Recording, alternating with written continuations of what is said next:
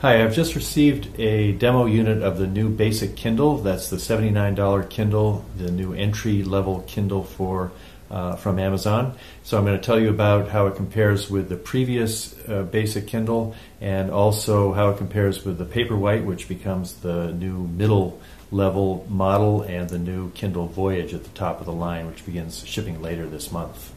So on the right I have the previous basic Kindle introduced about 3 years ago for $79, and it has a 5-way controller.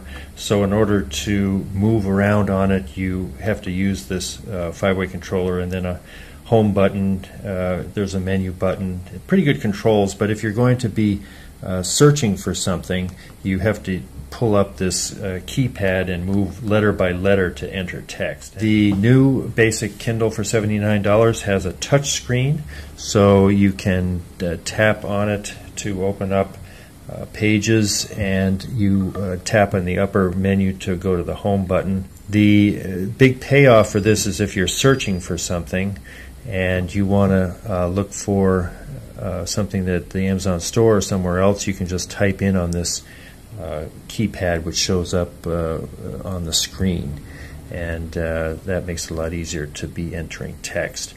It turns out that the old Kindle was quite a bit lighter, 5 7/8 ounces for this older one. The new touch version of the basic Kindle is 6 3/4 ounces, so almost an ounce heavier. You can really feel it as you hold it in your hand, and it's slightly longer than the original one, which I think you can see in this comparison here. I find the type on the new one here on the left to be slightly darker and bolder to see. The one on the right here is showing a larger font. Another difference is that the old model has physical page buttons to advance it, whereas on the new one you touch on the screen to advance or go to the previous page. The new one is described as 20% faster. It's a little hard to see that. If you're going to do a test, you have to touch the screen and the physical button at exactly the same time. I have a hard time perceiving a 20% faster screen, but I will say that the new basic Kindle's screen does seem very zippy, and when you tap, you immediately go to the next screen without any trouble. The new basic Kindle has all of the features of the rest of the line, the Paperwhite and the new Voyage. You'll see a Goodreads button here at the home screen. That wasn't available on the older basic Kindle. You get features such as the page flip view, which is very handy. Has also been on the Paperwhite. If you tap down here, you get sort of a small version of the page, and you can advance quickly to other parts of the book, but the original page stays behind it, and that's a faster way to navigate through a book. You can also go chapter by chapter with page flip, and if you tap on the background screen, then the page flip view just disappears. If you're new to the Kindle and think this would be a good time to try one, and you're trying to decide between the $79 Kindle on the left and the Paperwhite, which is $119. These are Wi-Fi only prices with special offers. The big difference, of course, is that the Paperwhite on the right here has a screen, a light which washes over the screen. It's not an LCD light, so it's very soft and easy to read, especially at night.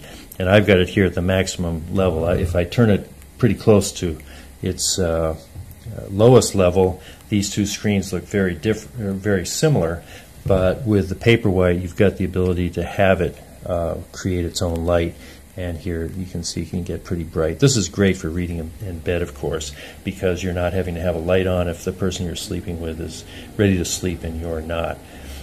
So that would be the big advantage of paying more to get the Paperwhite. And I don't have a Voyage here yet because I haven't seen a demo unit, but they'll be shipping later. And if you put the Paperwhite against the new Voyage Kindle, you're going to see a brighter display on the Voyage and more readable fonts as well. I'm very impressed with this new basic Kindle which Amazon has introduced, because it gives people coming into the lineup of Kindles a very strong platform. You can basically do everything that you can do on the more expensive two Kindles, and yet you've got that very attractive price point of $79. The big thing you don't have with the new Kindle is the built-in light, and in some situations that's very handy. That might be a reason for going up to the $119 Paperwhite.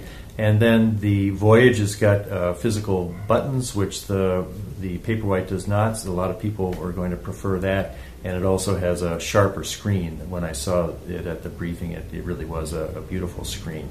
So three very distinct price points, three Kindles that all have the capabilities of Goodreads and Page Flip and the other very handy tools for reading that these devices have perfected over the years since the first Kindle was introduced in 2007. So I think Amazon has strengthened the lineup by putting a lot of work into the entry model as well as the new upper end, the Voyage, and keeping the Paperwhite, which has been very popular, as the middle unit. So all in all, pretty excited about these Kindles. I love the e-ink Kindles. I love the tablets as well, but I think for people that just love to settle into a book and not be distracted by things, these e-ink Kindles really are the closest thing to a book that we have, with all of the advantages of the technology and digital reading and e-books. I'll have more to say about the new basic Kindle and also the HD6 demo unit, which I received today, on tomorrow's episode of the Kindle Chronicles podcast. It's a weekly podcast all about your Kindle. And if you haven't checked it out, I hope you will, because for 6 years every week I've been talking about all the things having to do with literature and technology and focusing on Kindle owners. Hope this has been helpful.